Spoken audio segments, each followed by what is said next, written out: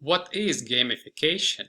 So gamification emerged into the vocabulary around 2010.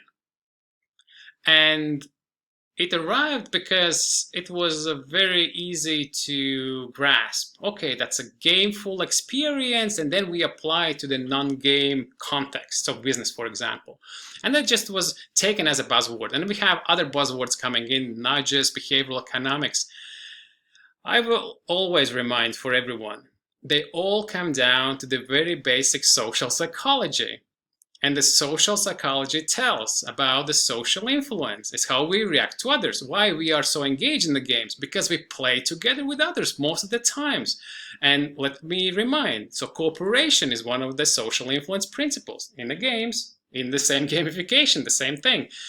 Competition, it's a social principle that we have, and then it's applied to the games, and therefore they use in the gamification, leaderboards, badges, all those sort of things. Then there is social comparison, social learning, social norms, social facilitation, social recognition for the good performance. Those are fundamentally from social psychology. So gamification is a word that people like, but it's nothing more just the combining of the basis of our social nature with the tiny little tweaks of how that might be implemented, which is great. But the reminder is the fundament comes from understanding us and how we react to others.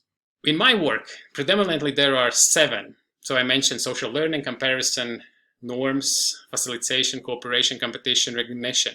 They are not the same. They are part of the same family, how we are able to change what we think and do, and therefore they are very powerful if we use them properly and design properly. At the same time, not all of these 7 are positive or not that positive as we would like to. For example, competition. Out of the 7, at least in my work, it has been observed that competition, although it can engage for a particular time, in the long run, it has quite many negative side effects. And therefore, if we want to get, for example, educational training online really, really engaging for a long term, then competition most likely I would not suggest to use. So therefore, cooperation is very fundamental and human in our nature, because this is how we as a species survived when there were similar other species on the planet, but we Homo sapiens were predominantly relying on the social cooperation. Comparison is sometimes good, sometimes bad, because social comparison oftentimes leads to competition, because you can enable you compare to the others. And there are positive and negative, depends on the mindset. So social comparison to somebody better than you can empower and inspire you to achieve the great result as the other person, but at the same time it also can get you in a state of envy. And then if you envy the greater person, then you're kind of taking your energy away from yourself. So therefore, social comparison is a risky business. It's somewhere in between. Competition is by default already not the favorite one. Instead, social learning. That's how kids learn from adults. So kids would be just repeating what they see instead of listening what their parents say.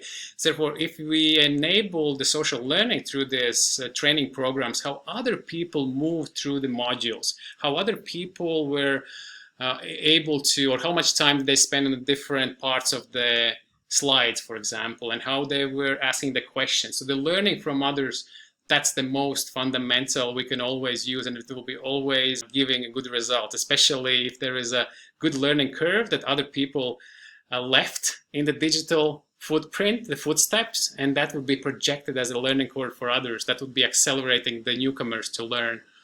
Social norms, that's very, very universal and very much used, so people can see majority of others, what did they prefer, where did they go. That tells kind of a natural average where to deviate if you are clueless which way to go. So, and recognition, I would say if we really want to keep people engaged and motivated for a longer period of time, there is a variety of different titles you can give out digitally. Oh, you are the best. Not only the best in the overall, you can be the best today, you can be the best over the last week, you can be the best in a specific task, you can be the fastest in a certain thing. And once you get that, you want to keep it. And then you want to return and maintain your recognition. how to put the transformation design framework into the digital form, how to make it as a platform, how to make it accessible for anyone. The same tools, the same structure of the framework, and how to allow people to come with their behavioral challenge or their human change that they desire for themselves or for the companies, and how they would be able to experience it. Currently, I haven't made any platform like that, but technically, and knowing how machine learning is now advancing, how artificial intelligence will be helping out this, I think it's a question of resources, their energies. So first of all, there needs to be a technical component. So programming, plugging in all of these algorithms that would be helping people to moving through the platform, that would be giving these tools and would be answering people's questions and be learning from the questions and the answers and providing better experiences. And then as I input, people will be arriving with their challenge, the change what they want to achieve. And if they enter it, then the platform would say, okay, what exactly do you mean by this and that? Clarifying, getting the, which I usually use before the masterclass. It's about the homework, so what actually you want to change. So yes, it's all very doable and possible, just requires different kinds of energy. Technology, human energy, and some financial energy.